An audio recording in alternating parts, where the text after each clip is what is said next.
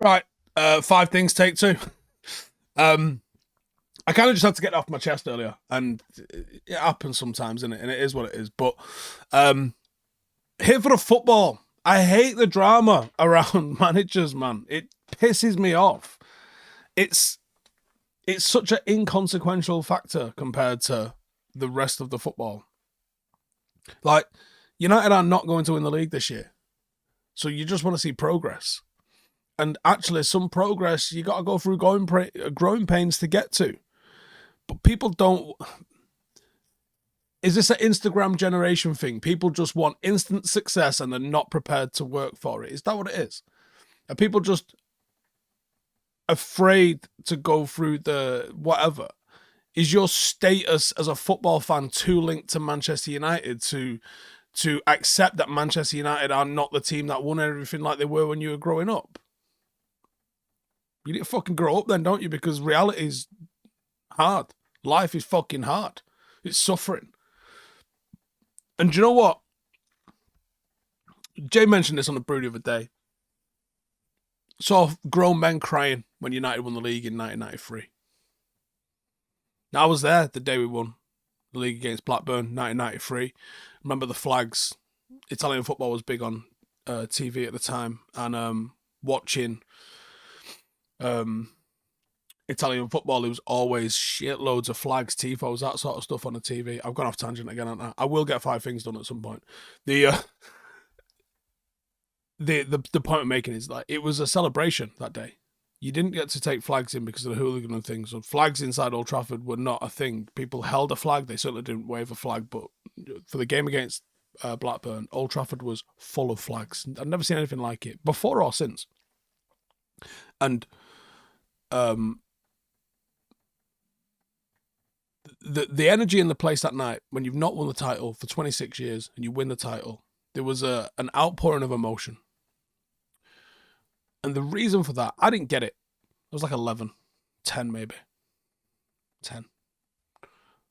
I didn't fully understand it.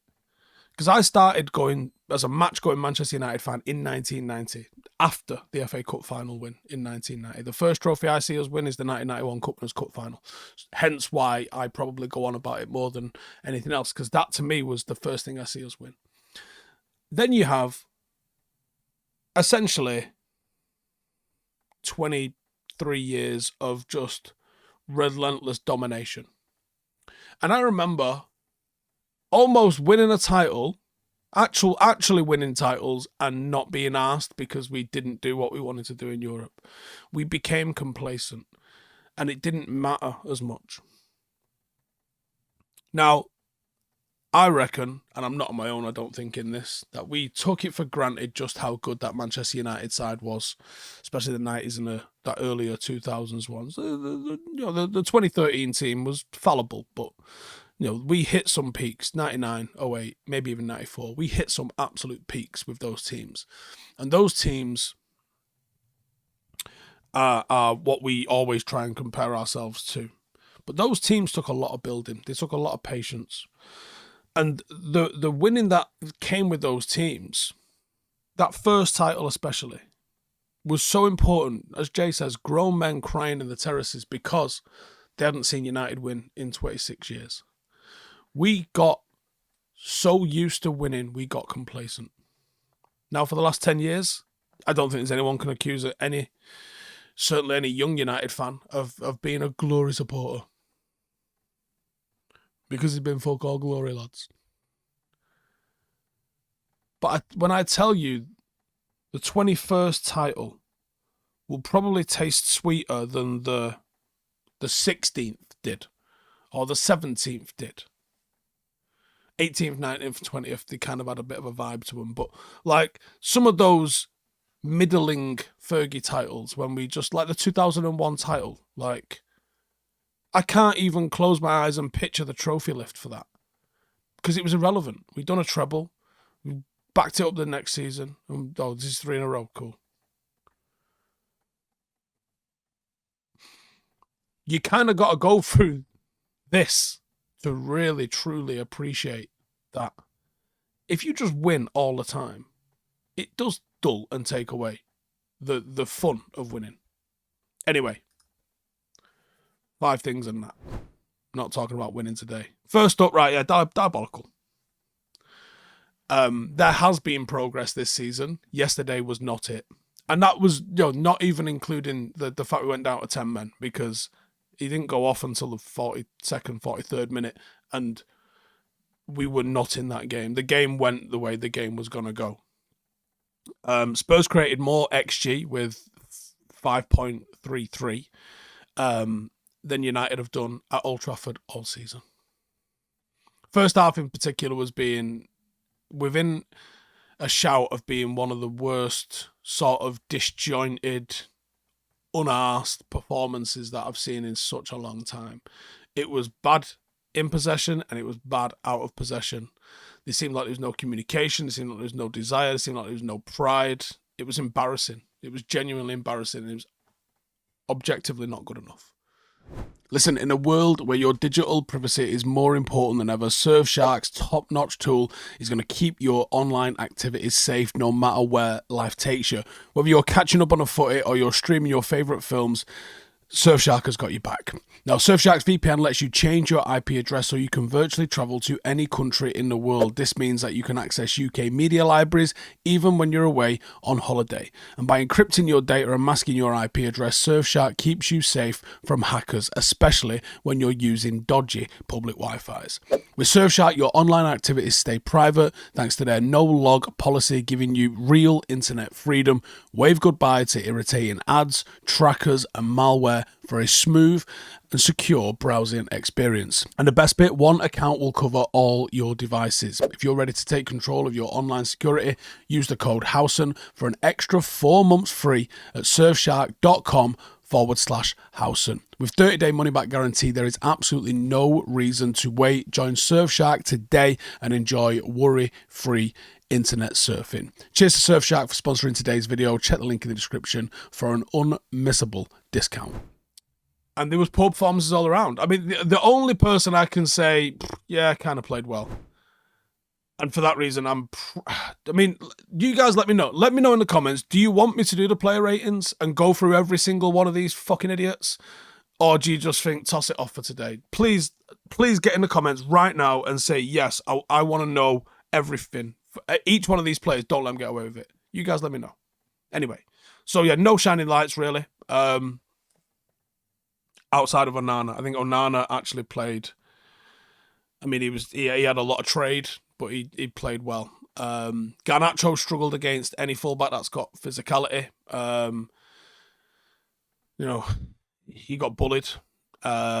His decision making, as I've said so many times, where's all the Garnacho fanboys right now? Like, I like Garnacho. I think he's got potential, but he's not doing enough right now to start every single week for Manchester United. Like, he's not. Delo dropped a stinker. The midfield was shocking.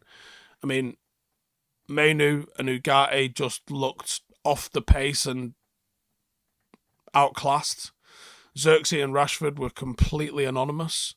Martinez and De Ligt got exposed. I don't know if that's partially because of the midfield's lack of protection, or if they were getting dragged into positions that they shouldn't be. The rest of the team's got to deal with that. But then if you're recognising that, you almost kind of still have to protect the centre of the pitch, right? And at centre half, those are the two players you don't drag them out of position. Those are the guys that I've got to hold. Everyone else can kind of get dragged a little bit. You can't drag the centre halves. The centre halves go missing, you got problems. And they were getting dragged into the channels and getting exposed. It was just shit all round. It was absolutely shit all round. And you're thinking, you haven't mentioned someone here. Don't worry, he's getting his own segment. Bruno Fernandes. So he has been miles off the pace this season and found himself as the problem. Now, on some level, that's probably harsh, okay? On some level, that's probably harsh because I think, as I said last night, the attack still is not doing its job. But the attack can't be changed. There's only so many ways you can fold like those 4 players, 5 with Højlund, I guess, getting fit now, but there's only so many ways you can deploy that as a front line. There's so many other ways Manchester United could deploy its midfield. with and without Bruno Fernandes, actually. You can take him out of the 10, use that energy and work rate that he's got to a different way and put someone else in the sort of more creative kind of role. You could do that. The reason he's become a problem is because it's the one that kind of squeaks at us at the moment. It's the one thing where you go, the attack isn't scoring, but there's not a lot we can do about that. You kind of just have to persist. The defence, yesterday aside, kind of sound. It's the midfield where there's the most to gain for United if we can fix it. So that's why it's almost kind of being like, yeah, we got to fix what's going on here, especially with Bruno. People start bringing up the captaincy thing. You know, there might be some more options for captaincy at the moment, but it's a mad political game to start chopping and changing your captain. It wasn't a red card, but he has given the referee a decision to make by throwing his leg out him. Like, what was you to get? You've slipped. You're not going to win the fucking ball. Accept it. Wasn't a red. But you understand why it's happened the way it's happened. Effectively, that ended the game for us. We were never going to get back into the game after that. I don't know what it is now, whether it's 1, 2, or 3 games, but we're going to have a period of time without him where there's going to be an opportunity for us to try and figure out what the best course of action is to figure out what our midfield is. There's an opportunity there now to play somebody else. Number 4, I think, physicality. So this has been a problem that we've seen at times with this sort of United side. Every single team that we faced appears to look more powerful and stronger than us. We've been quite lightweight in the duels. And I don't know if you can afford to do that in the Premier League. Now, I think there's been Mazraoui and De Ligt in particular, I think have looked quite strong since they come in. Wasn't the case yesterday. And not just them. It was all over the pitch. We were just getting bullied. And, you know, to wrap it up, I've already sort of said, I think the Tottenham and, sorry, the Villa and the Porto games are going to be crucial to however this plays out now with Erik Ten Hag. And I don't know the answer. I don't know the answer. And I think, listen, if you want him gone, that's fine. You're allowed to want him gone. I don't agree with you, but I'm not going to attack you over your opinion for wanting him to gone. I understand it. I don't agree with it. I understand it though. I just want someone to sort of explain to me who comes in and absolutely does better. And if you're going to say anyone, just stop, because it's not true, is it? You know it's not true. You're just being reactionary. But I don't mind having a look. Okay, who? Because I think you can go out there and you can find 10, 12, 15 managers that have got a tactical philosophy that you think might be able to work at Manchester United, even with the current group of players that we've got. And that's fine, right? But I think they exist. I think you can find those. But can you find that set of traits that also aligns with somebody that is capable of actually being Manchester United manager? Because actually being Manchester United manager is a lot harder than managing Aston Villa or Brighton or even Newcastle. The scrutiny, the pressure, the expectation, it's just the sheer size of the club. It's just different at these places. And that's not to say that I think Erik Ten Hag's going to win 13 titles here. I just think it requires just a tiny bit more time. But if you see more of what we saw yesterday, it's a problem. And I still think the biggest problem is goals. We didn't even create a full goal. 0.95 or something like that, whatever it was, the XG for United yesterday. It's not fucking good enough. And we are getting people into goal-scoring positions, but they're not pulling the trigger. That's an issue. You know, and I think it's an example of, you know, coaches can only impart so much on players. Ruud van Nistelrooy was one of the most selfish, fucking trigger-happy players I've ever seen in my life. Do you think he's sitting there with his brew in the morning saying, lads, don't shoot? That didn't work for me. That just shows you coaching takes a minute. It's not like a download. It's not like a computer update. You don't just tell it once and it sticks. You have to constantly repeat it and repeat it and repeat it and repeat it and hope some of it fucking sticks. Anyway, please let me know in the comments if you want me to do player ratings. And if you're fucking fed up of watching United stuff, please come and check my other channel out. I took my wife up, Penny Fan. We did the fan dance.